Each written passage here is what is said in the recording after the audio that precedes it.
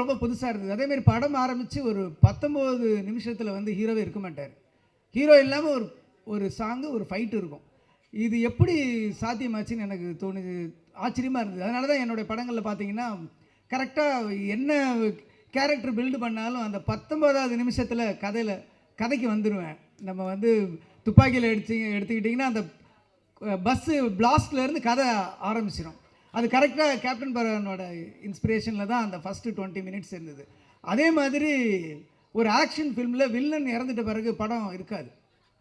Villain தான் ஹீரோவோட enemy, அவன் தான் கதை.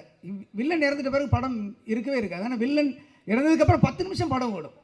அதுதான் எனக்கு திருப்பி ரமணாவில் இன்ஸ்பிரேஷன் ஆச்சு. ரமணாவில் வில்லன் இறந்த பிறகு திருப்பி 10 நிமிஷம் இருந்துச்சு. ஏன்னா பார்ப்பாங்க அப்படின்ற ஒரு நம்பிக்கையை வந்து எனக்கு அந்த படம் கொடுத்தது. அவ்வளோ பெரிய பிரம்மாண்டம், ஒரு ஆச்சரியமான ஒரு பிரமிப்பை அந்த படம் கொடுத்துச்சு. அந்த அந்த படத்தில் வந்து லியாகத் அலி கான் சாரோட வசனம் ஆகட்டும், நான் ஒரு ஷோவில் வந்து லிட்டரலாக என்னன்னு 36 இடத்துல கிளாப்ஸும் டைலாக்கு மட்டுமே இருந்துச்சு. ஸோ அப்படிப்பட்ட ஒரு அற்புதமான படம்.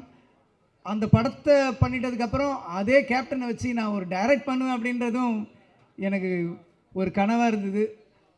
அதே மாதிரி என்னுடைய திருமணத்தை அவர் நடத்தி வச்சாருன்னு நினைக்கும் போது